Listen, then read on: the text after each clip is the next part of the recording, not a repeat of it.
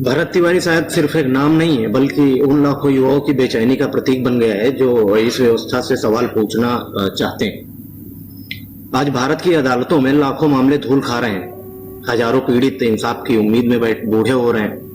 बेटियां न्याय का इंतजार कर रही हैं। गरीब न्याय की चौखट पर दम तोड़ देते हैं और कई अपराधी खुलेआम समाज में घूमते रहते हैं। शायद यही सच्चाई हमारे भारत की।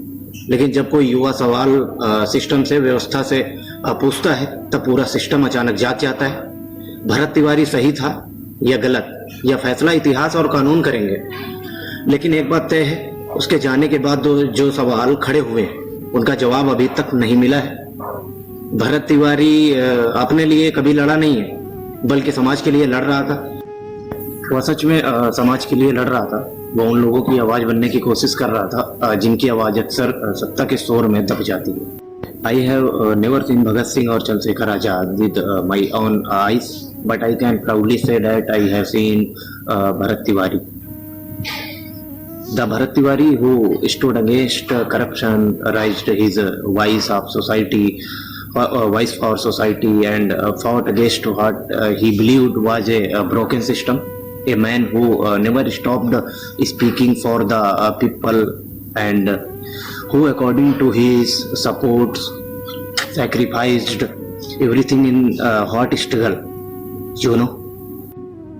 देश में ऑलरेडी लाखों रेपिस्ट खुलेआम घूम रहे हैं। उन पर करो ना कार्रवाई, उन पर चलाओ ना वो गोली जिस पर भरत तिवारी का नाम लिख दिया था तुम लोगों ने। आखिर कब तक यार ऐसे युवाओं को मारते रहोगे जो जनता की आवाज बनने का काम करते हैं? भरत तिवारी ने क्या ही मांग की थी सरकार से? बस इतना ही ना कि उसके गांव में नालियां बनवा दो, ऐसा विकास कर दो कि बाढ़ में लोग दर दर की ठोकरें न खाएं। लेकिन बदले में सरकार ने उसके साथ क्या किया? उसकी जान ले ली। ये कहाँ की तानाशाही है यार, कहाँ की? सर मुझे भी बताओ ना प्लीज। आज दुख सिर्फ एक युवक के चले जाने का नहीं है, दुख इस बात का है कि देश का आम आदमी धीरे धीरे व्यवस्था पर भरोसा खोता जा रहा है। जब न्याय मिलने में सालों लग जाए, तब गरीबों की आवाज सुनानी हो तो सिस्टम को सुनाई नहीं देता। जब जनता के सवालों का जवाब खामोशी बन जाए, जब लोकतंत्र कमजोर होने लगता है, आखिर कब तक एक आम नागरिक न्याय के लिए दर दर भटकता रहेगा? कब तक लोग यह महसूस करते रहेंगे कि उनकी जिंदगी की कीमत सत्ता और सिस्टम की नजरों में बहुत कम है?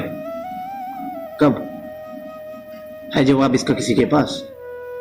नाम चाहे यादव का हो, तिवारी का हो या फिर खान का हो, सबसे पहले वह एक इंसान है। और किसी भी सभ्य समाज की पहचान यही होती है कि वह इंसान कैसा है।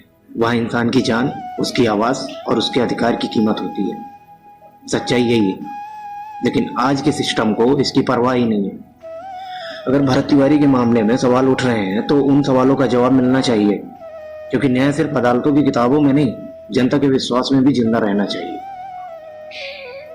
और याद रखिए, जब एक समाज सवाल पूछना छोड़ देता है, तब अन्याय सबसे ज्यादा ताकतवर हो जाता है।